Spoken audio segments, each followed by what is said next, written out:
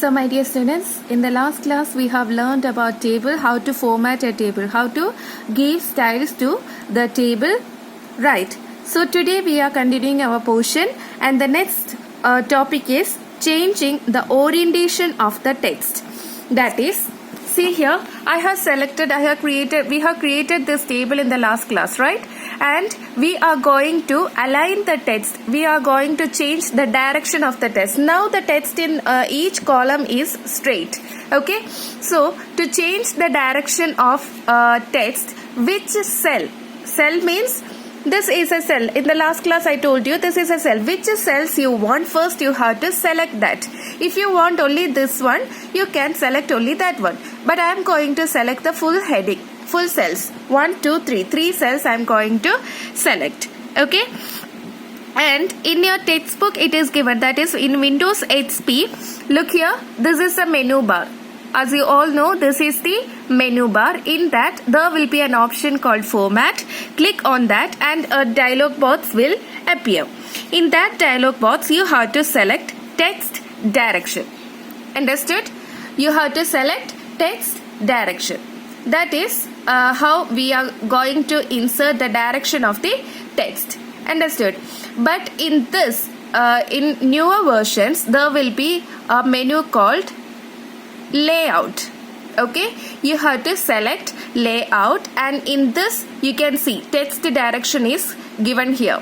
Okay, so if I click on that one time, the direction of the text will change. Did you notice? Second time, okay, again the direction changed. Third time, again it's changed, and many other options are given here. Can you see this? Okay, if you click on this, look how the change comes. Look, it will be aligned to the center. Then this is to align top right. Understood? Like this, many options are there. You can select any one from this. This is text direction. That is, we are deciding the orientation of the text. Did you understand? Okay, I am going to the normal table. Next portion, resizing rows and columns of a table. Okay, so we are going to resize the we are going to change the size of rows and columns. So next we are going to look how to change the size of rows and how to change the size of columns. Okay, so which row you want to change, first you have to select that row. So I have already selected the first row, and how we will change the size? Okay, for that, in your textbook as per the Windows XP operating system, you have to select table. That is, from the menu bar you have to select table, and a dialog box appears, and in that you have to take the table properties. Understood? But in the newer versions, what you have to select? Layout. Okay, from the menu bar you have to select layout, and here you can see the table properties. Open that. So this same dialog box will be opening in all the Windows operating system. Understood? And so we are going to change the size of the row. So we have already selected the first row, and we have taken properties from table. Understood? Next, we have to select the row tab. That is, we are going to change the size of the row, so we have to select row tab.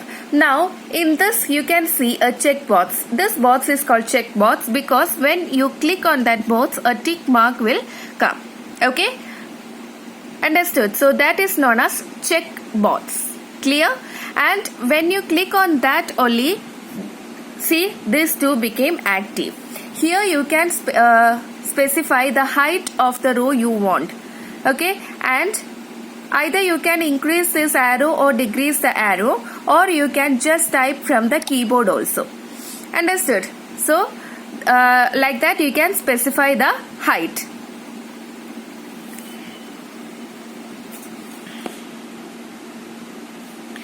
And only that much is needed, and you can click OK. Okay, so we will look the change.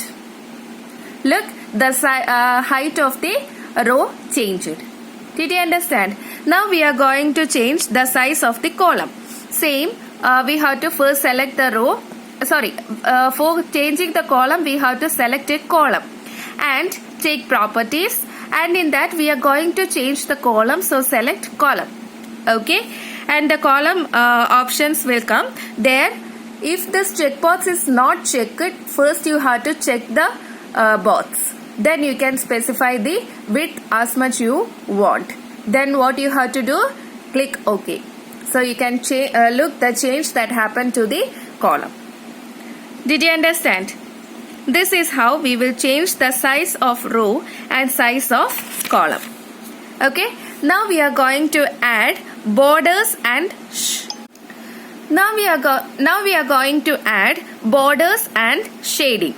Okay, borders and shading. So first what you have to do is which cell you want to add borders or shading. First you want to select that cell or the entire table. You can select the entire table by when you move the cursor, you can see a cross mark like this. Okay, place your mouse cursor on top of that. So the shape becomes another cross mark and just click on that. So the full table will get selected. Did you understand? Okay. To add borders and shading, what we have to do? As in Windows XP, you have to take what? Format menu. That is from the menu bar, you have to take format menu. That is from here. You have to take format and a sub menu will appear. In that you have to click on borders and shading. That is clearly shown in your textbook. When you click on format, this option will come, this sub menu will come and you have to select borders and shading. Okay, when you click on that, this dialog box will be appearing there.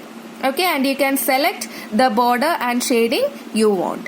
Okay, and in this we are going to first select the full table and then we have to click on decide. Okay, and here you can see borders and shading. Okay, on borders arrow mark you can click and you can see the different types of borders. Understood? You can select any option from this. If I am selecting the right border, see what happened to it? Right border. Look here, this line disappeared. Understood? So that line will be not there. Okay. Next, if I am going to select the top border, top line will disappear. Okay. Next, shading means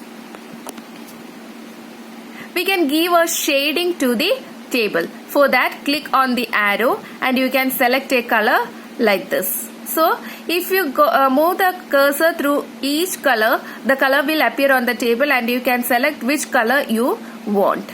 Okay, I am selecting this one. Understood? So, this much is what? Borders and shading. Clear? See, in the newer version, we have different options for design also. We can select any of this from the design tab. Look here, if we click on this arrow, we can select any type of table we want to create. Understood? There are many other designs too. If you are scrolling downwards, okay, you can select any one. There are many options in the newer operating system. Next topic we are going to learn is calculation in a table.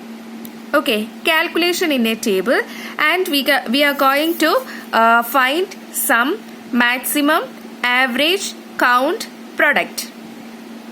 Okay, so for doing that, first we want a table with calculation properties. So let me create that table. Okay.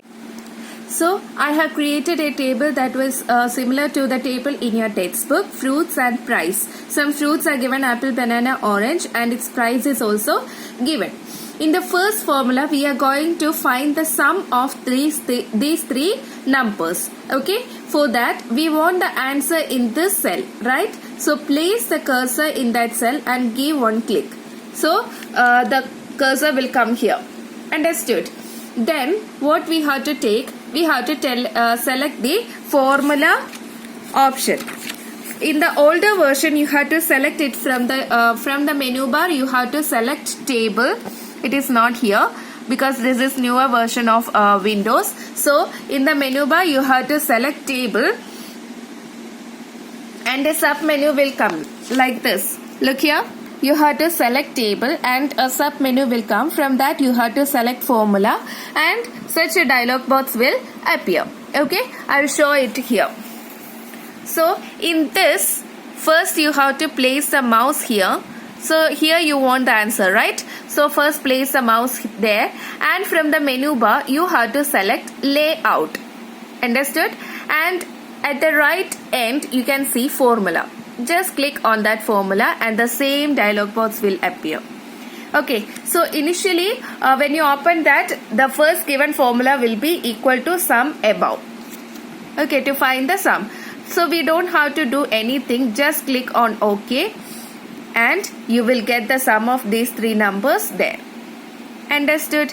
Next we are going to find the product. So I am changing this this cell to product.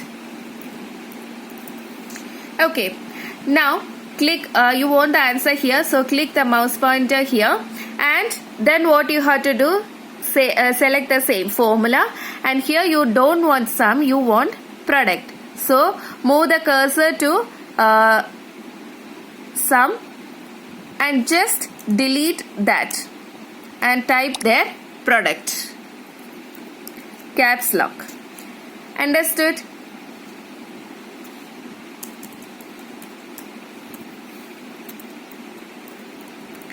Product and click on OK. So look here, the product of these three numbers will come there. This is formula. Only to find the sum and product is given in your textbook. Okay, next is merge cells. That means merge cells means to make, look here, these two cells are different types of cells, right? But we want to merge that two cells into one cell. So select both the cells and so these cells you are going to merge. Merge means two different cells you are joining to one cell. Okay, when we do that you will understand. So in your previous versions you have to take table from the menu bar and click on merge cells. But in this version, how you will do that? Okay, I will show it. So click on layout and here you can see merge cells. Just click on that. Now we can see that two cells became single cell. Understood? This is merge cells. Okay, how you will do that? Click the cells you want to make into one, then go to layout and merge cells. Now you want to split the cells to two types, then click on split cells. Okay, then they will ask how many columns and how many rows you want. You want two columns, right? So just click on OK and it will be split into two columns and one row. One row and two columns. Understood? This is merge cells and split cells.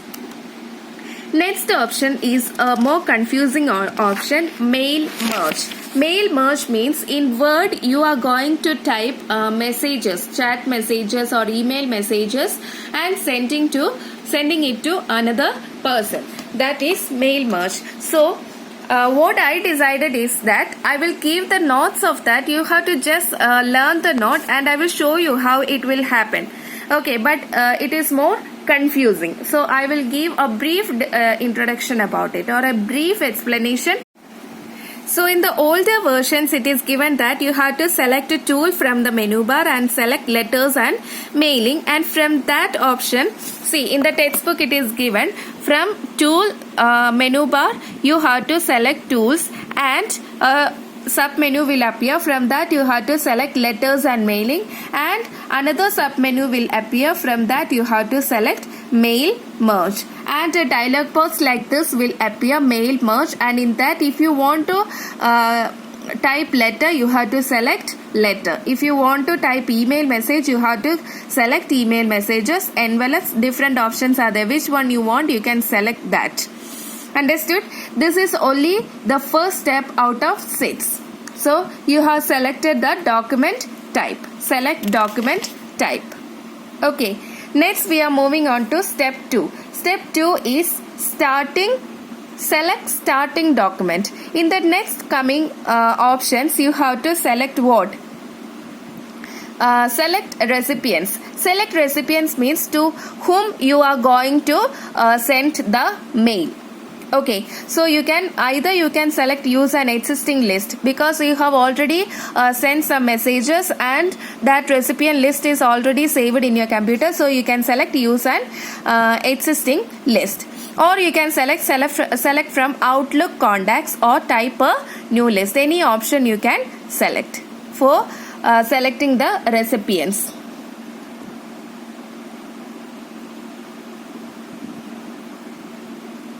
Okay, so I forgot to tell one thing. Before that, the second step is select a starting document. Select starting document means you can either use the current document itself for typing the message, that is this document itself for typing the message, or you can start from a template, or you can start from an existing document that is already saved document.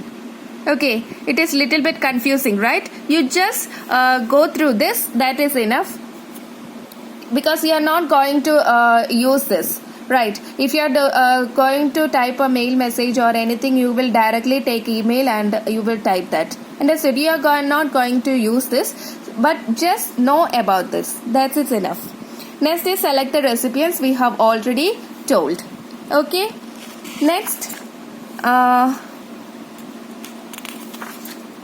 what? Type a new list. That is not enough. You can just omit that all. Next, write your letter, and all the formats will come, and here you can type the letter. What we have selected letter, right? So you can type the letter here. Okay. Next, preview of the letter will be given here, and just you can send it. Complete the merge. Look, the letter will appear like this. Understood?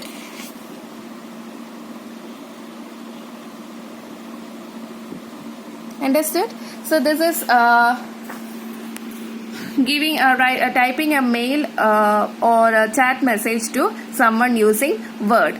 Okay, so in this version I will show you there is directly an option called mailing. Okay, so in that you can select start mail merge.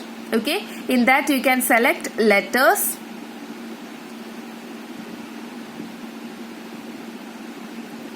or email messages, so it will appear like this.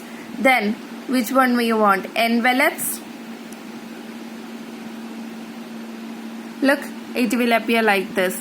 You can set the envelope size, you can set the font and return address font, delivery address font, from left you want or from right you want to set like that. You can set all the options. This is the cover design. Okay, that is envelope. Okay.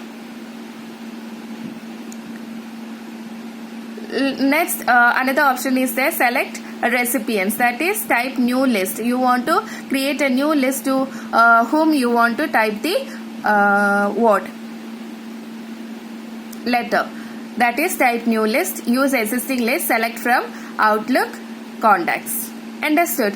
Actually, this mail merge is used by schools, companies, etc. because if they want to give a letter to all parents in a school, or to give a letter to all the employees in a company, what they have to do, they have to take the email and they have to type each the recipient's name. But in newer versions it is very easy, but more than that, it is easy to type in the Word, and by using this mail merge they can easily send to many recipients. Understood? Actually, for that purpose we are using this mail merge, but if I am going to teach you now, it will be more confusing for you, so I am not going deep into that topic. I just gave you an introduction only. You just want to understand what it is, okay, and just study the notes I gave you. Understood? And the portions I gave you before mail merge is important for you. You have to just know about that portions in Word to work in Microsoft Word. Clear? In your higher classes you will learn detail about mail merge and all. That is enough. Understood? So this much is our Onam exam portions. So go through the portions. I will give you notes. You can write the notes in your notebook. Okay? And you have to submit the notebook by Sunday. Clear? So take care. Best wishes.